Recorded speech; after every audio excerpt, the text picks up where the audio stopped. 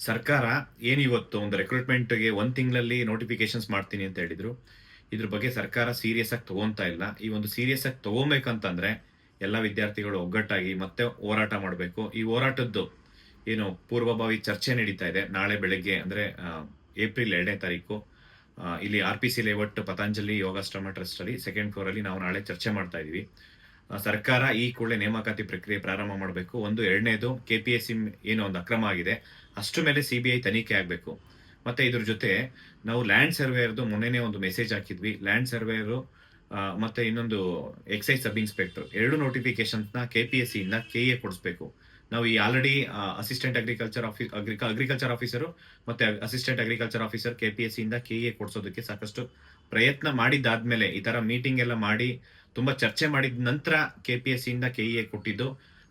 Minister ಸರ್ಗೂ ಅಷ್ಟೇ ನಾವೊಂದು thanks ಹೇಳಿದ್ವಿ. ಮತ್ತೆ ಈ ಒಂದು ಎಫರ್ಟ್ಸ್ ಇಲ್ಲ ಅಂತಂದ್ರೆ ಕೆಪಿಎಸ್ಸಿ ಇಂದ ಕೆಇಎ ಕೊಡ್ಸಕ್ ಆಗ್ತಿರ್ಲಿಲ್ಲ.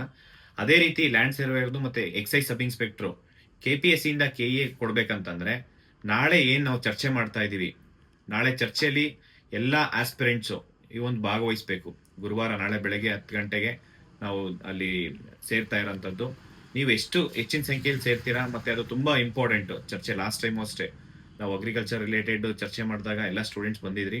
ಮತ್ತೆ ನಾಳೆನೂ ಅಷ್ಟೇ ಅಗ್ರಿಕಲ್ಚರ್ ಆಸ್ಪಿರೆಂಟ್ಸ್ ಏನು ನೀವು ಕೆಪಿಎಸ್ ಇಂದ ಕೆಎ ಕೊಡಿಸಿದ್ವಿ, ನೀವು ನಾಳೆ ಬನ್ನಿ ಅಲ್ಲಿ. ಯಾಕೆ ಅಂತಂದ್ರೆ ಪತಂಜಲಿ ಯೋಗಾಶ್ರಮ ಗುರುಜಿ ಪ್ರಕಾಶ್ ಗುರುಜಿ ಸರ್ಗೆ ಅದು ಗುರುಜಿ ಅವ್ರಿಗೆ ನಾವು ಧನ್ಯವಾದ ತಿಳಿಸ್ಬೇಕಾಗುತ್ತೆ. ಅವ್ರಿಗೆ ಒಂದು ಸನ್ಮಾನ ಮಾಡೋಣ. ದಯವಿಟ್ಟು ಎಲ್ಲ ಆಸ್ಪಿರೆಂಟ್ಸ್ ನಾಳೆ ಬರ್ಬೇಕಾಗುತ್ತೆ. ಯಾಕೆ ಅಂತಂದ್ರೆ ಅದು ಅಷ್ಟು ಈಸಿ ಇಲ್ಲ. ಒಂದು ನೋಟಿಫಿಕೇಶನ್ ಕೆಪಿಎಸ್ಸಿ ಇಂದ ಕೆಇಎ ಕೊಡಿಸೋದಕ್ಕೆ ಆ ಒಂದು ವ್ಯವಸ್ಥಿತವಾಗಿ ಆ ಚರ್ಚೆ ಮಾಡೋದಕ್ಕೆ ಅವಕಾಶ ಮಾಡಿಕೊಟ್ಟಿದ್ದಂತೆ ಮತ್ತೆ ಪ್ರತಿಯೊಂದು ಹಂತದಲ್ಲೂ ನಮ್ಮ ಜೊತೆ ಇದ್ದಾರೆ.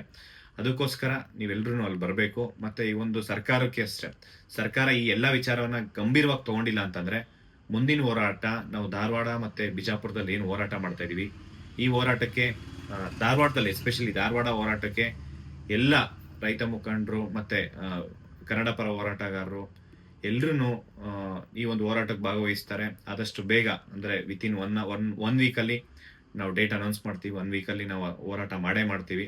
ಈಗ ಆಲ್ರೆಡಿ ನಾವು ಸರ್ಕಾರಕ್ಕೆ 1 ತಿಂಗಳು ಏನ್ ಗಡುವು ಕೊಟ್ಟಿದ್ವಿ, ಆ ಗಡುವು ಮುಗ್ದಿದೆ. ಆ ಮುಗ್ದಾದ್ಮೇಲೆ ನಾವು ಕಲಬುರಗಿಲಿ ಹೋರಾಟ ಮಾಡಿದ್ವಿ. ಕಲಬುರಗಿ ಹೋರಾಟ ಮಾಡಿದ್ದಾದ್ಮೇಲೆ ಸುಮ್ಮನೆ ಇಲ್ಲ, ಎಲ್ಲಾ ರೀತಿನೂ ಪ್ಲಾನ್ ಮಾಡ್ತಾ ಇದ್ವಿ. ಯಾವುದೇ ಕಾರಣಕ್ಕೂ ಸರ್ಕಾರ ಈ ಒಂದು ವಿದ್ಯಾರ್ಥಿಗಳ ಸಮಸ್ಯೆಗಳನ್ನ ಗಂಭೀರವಾಗಿ ತಗೊಂಡಿಲ್ಲ ಅಂತಂದ್ರೆ ಮುಂದಿನ ಹೋರಾಟ ಯಾವ ರೀತಿ ಇರುತ್ತೆ ಅಂತ ಹೇಳಲ್ಲ, ಅದು ಮಾಡಿ ತೋರಿಸ್ತೀವಿ. Thank you so much. ನಮಸ್ಕಾರ.